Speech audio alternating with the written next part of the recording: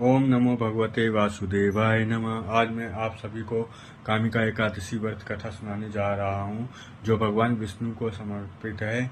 इस व्रत को करने से हर तरह के पाप से मुक्ति मिलती है।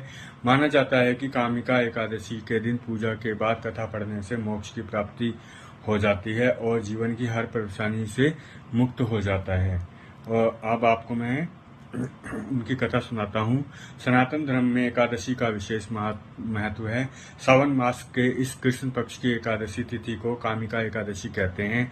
इस दिन श्री हरि विष्णु की पूजा के साथ व्रत रखा जाता है। इस साल कामिका एकादशी आज यानी कि 21 जुलाई को है। इस दिन पूजा पाठ करने और व्रत के साथ कथा भी पढ़ी जाती है। कहते हैं कि कामिका एकादशी की कथा खुद भगवान कृष्ण ने युधिष्ठिर को सुनाई थी। ये कथा सुनने और पढ़ने से बेहद शुभ माना जाता है। यहाँ से आप एकादशी कथा पढ़ सकते हैं। कामिका एकादशी पुरानी कथा के अनुसार भगवान कृष्ण ने युधिष्ठिर को सावन मास के कृष्ण पक्ष की एकादशी का महत्व बताया और कथा बताई।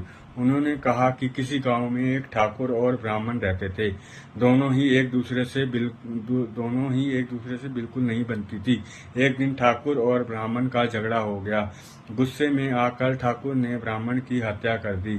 ब्राह्मण हत्या होने के बाद वह दुखी होकर ठाकुर ब्राह्मण का अंतिम संस्कार करने की कोशिश की, लेकिन दूसरे ब्राह्मणों ने ऐसा उसे नहीं करने दिया। ब्राह्मण हत्या की दोषी होने के कारण सभी ब्राह्मणों ने उनके यहाँ से भोजन को मना कर दिया। तभी दुखी होकर ठाकुर पाप से मुक्त होने के लिए वह ऋषि के पास गए। उन्होंने पूछा, हे ऋषि, मैंने एक ब्राह्मण की हत्या कर दी है। इस हत्या के पाप से मुक्त होने के लिए मुझे क्या करना पड़ेगा? तब ऋषि ने कहा, हे राजन, तुम एक ही व्रत से पाप से मुक्त हो सकते हो। वह कामिका एकादशी व्रत है। तब ऋषि की आज्ञा मानकर ठाकुर ने कामिका एकादशी व्रत शुरू कर दिया। ठाकुर के व्रत से प्रसन्न होकर भगवान ने उसे दर्शन दिए और कहा, तुम्हारे पापों का प्रायश्चित हो गया है। अब तुम्हें ब्राह्मण हत्या से मुक्त हो चुके हो। सभी को इस कामिका एकादशी की हार्दिक शुभकामनाएं। इस कथा को पढ़ने मात्र से ही इंसान का कल्याण हो जाता है। सभी मिलकर बोलेंगे, हरे कृष्णा हरे रामा हरे कृष्णा हरे रामा।